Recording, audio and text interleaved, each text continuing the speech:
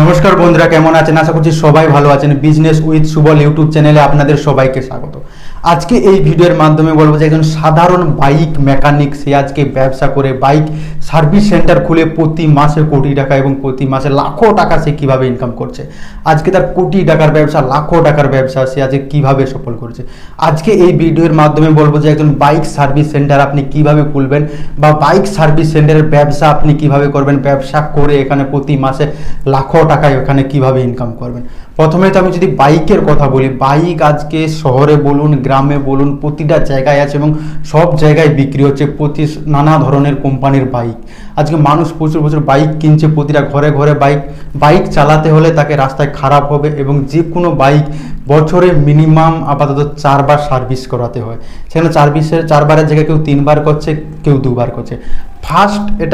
First time কি হয়, যারা নতুন বাইক কিনে, যে কোনো কোম্পানি কিনুক, চাই হিরোর কিনুক, হোন্ডার কিনুক, চাই টিভিএস কিনুক, যে কোনো কোম্পানি কিনুক, ফার্স্ট টাইম যে ফ্রি সার্ভিসগুলো পায়, বাইক কেনার পরে ফ্রি সার্ভিসগুলো পায় 2 বার 3 বার, সেগুলো কোম্পানি থেকে, কোম্পানির অথরাইজ সার্ভিস সেন্টার থেকে তারা সার্ভিস করে। কারণ সেখানে ফ্রিতে পাচ্ছে, কোনো টাকা দিতে হচ্ছে না, ফ্রিতেই করে নিচ্ছে।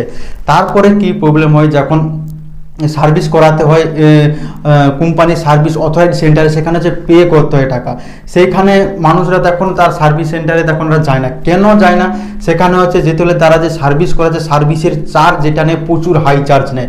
আপনার বাইক ওয়াশিং থেকে শুরু করে যে কোনো প্রবলেম হলে পার্টসের বলুন যে বলুন প্রচুর প্রাইস হাই নেয়। সেই কারণে তারা যে কোম্পানির বাইক সেই কোম্পানির সার্ভিস সেন্টারে তারা যায় না। তারা কি করে, লোকাল রোড সাইডে যে মেকানিকগুলো আছে, যে বাইক ছোট ছোট যে মেকানিক দোকানগুলো আছে, সার্ভিস সেন্টার আছে, তাদের কাছে যায় এবং তাদের কাছেও যারা নতুন বাইক বা যারা বাইক চালায় তারাও অনেক সময় তাদেরকে উপর বিশ্বাস করতে পারে না বা তাদের কাছে যায় না। কেন যায় না? লোকালি যারা বাইকের দোকান আছে, বাইক সার্ভিস সেন্টার আছে, তারা কি করে, আপনার বাইক যে সার্ভিস করাচ্ছে কিন্তু ঠিক, কিন্তু লোকালে আপনার বাইকে কোনো কিছু খারাপ হলো, পেয়ার ফেটছে, গিয়ারের প্রবলেম হলো, মিটারের প্রবলেম হলো, অ্যাক্সিলারেটের প্রবলেম হলো, তারা কি করছে, কোনো হচ্ছে লোকাল পার্টস বেশিরভাগ ইউজ করে।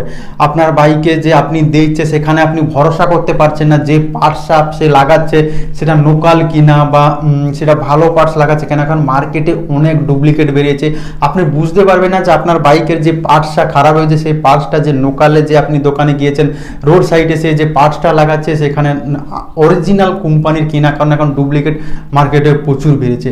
এইখানে মানুষরা ওই লোকাল সার্ভিস সেন্টারে তারা যেতেও শুধু ভয় পাচ্ছে এবং বাধ্য হয়ে যাতে সার্ভিস সেন্টারে অত চার্জ না দেওয়ার জন্য, এখানে কম পয়সায় কাজ হবে বলে, বাইক সারাই নেওয়া হয়ে যাবে বলে তারা লোকালি বেশিরভাগ কাজ করে।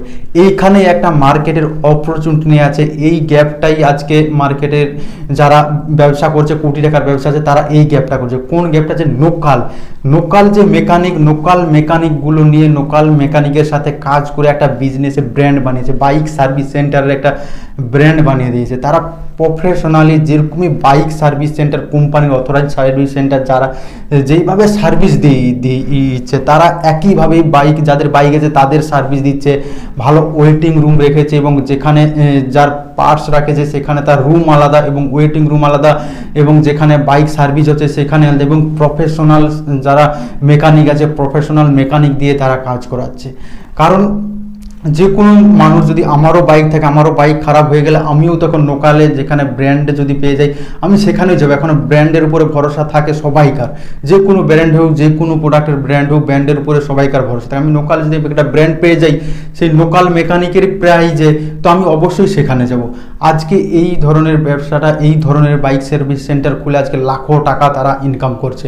লোকালেই যেই বাইক মেকানিকগুলো আছে সেখানেই তাদের আজকে ফ্র্যাঞ্চাইজি দিচ্ছে, তারা আজকে কোম্পানি খুলে ফ্র্যাঞ্চাইজি দিচ্ছে। দেখবে দিল্লিতে, মুম্বাইতে এরকম ফ্র্যাঞ্চাইজি বিজনেস চলছে এবং আমাদের ওয়েস্ট বেঙ্গলে, বাংলাতেও বাইক সার্ভিস সেন্টারের ফ্র্যাঞ্চাইজি খুলছে। তারা কি করছে, ভালো একটা সার্ভিস সেন্টার খুলছে, সেখানে হচ্ছে ভালো মেকানিক দিয়ে, প্রফেশনাল মেকানিক এবং ট্রেনিং মেকানিক দিয়ে বাইক সার্ভিস করাচ্ছে এবং ভালো বিলিং কাউন্টার সেখানে রেখেছে, ওয়েটিং রুম সেখানে রেখেছে, ভালো ওয়েটিং রুম, আপনি আসলে সেখানে ওয়েট করতে পারবেন। এবং আপনার বাইক যদি কোথাও রাস্তাতে খারাপ হয়ে যায় সেখানেও সার্ভিস দিচ্ছে এবং বাড়ি থেকে তুলে এনে আপনার বাইক সার্ভিস করে আপনার বাড়িতে দিয়ে চলে আসছে।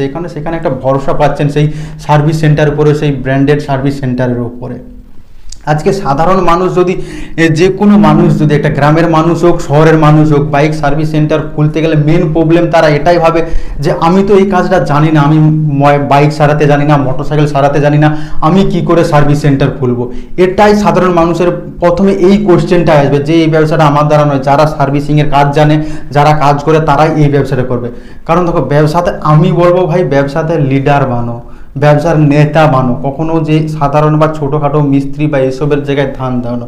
যারা অ্যাকচুয়ালি ব্যবসা করছে তারা হচ্ছে মেনলি যেভাবে করছে দোকান কিভাবে বাড়ানো যাবে, যে ছোট দোকানটাকে কিভাবে করবে এবং ছোট দোকানটাকে কিভাবে ব্র্যান্ডে পরিণত করবে সেটাতেই ফোকাস করছে।